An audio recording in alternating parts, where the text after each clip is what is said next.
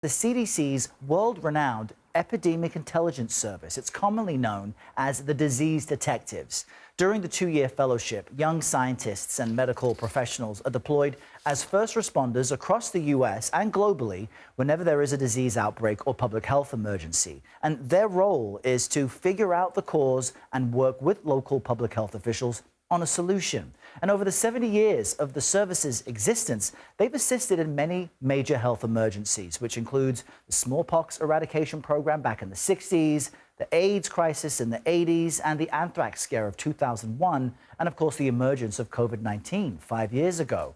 Now, many of the disease detectives also become a part of the next generation of public health leaders. 1 in 4 state epidemiologists are former disease detectives.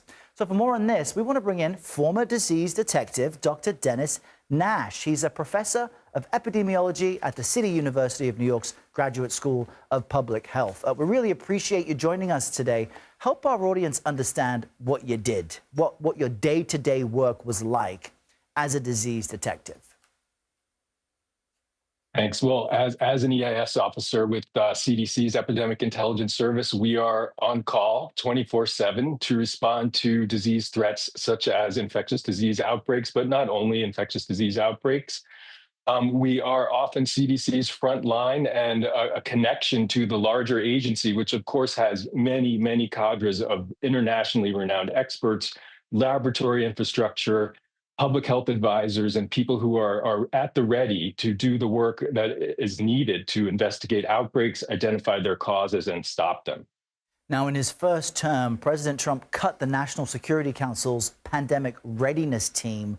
And while that wasn't the cause of the COVID-19 outbreak, we did see a pandemic 2 years later. From your perspective, how essential, how important is the work that this team does?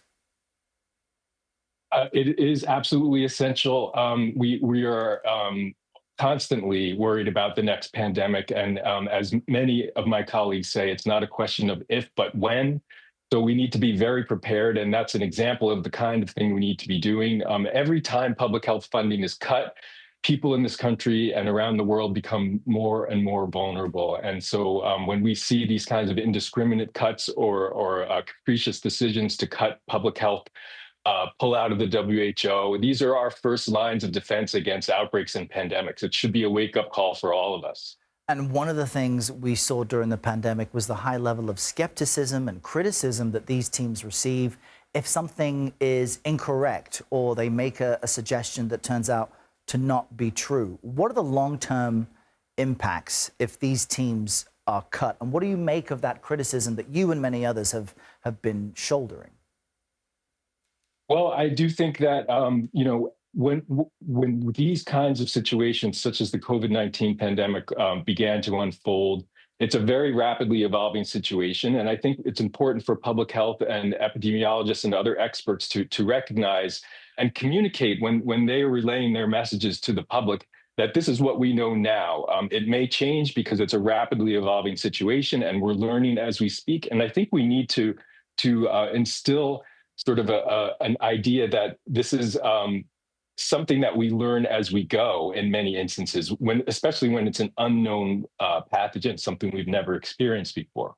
Yeah, which is why everyone appreciates the transparency that often comes with those theories and those explanations. Denis Nash, appreciate you joining us on this topic today. Thank you very much.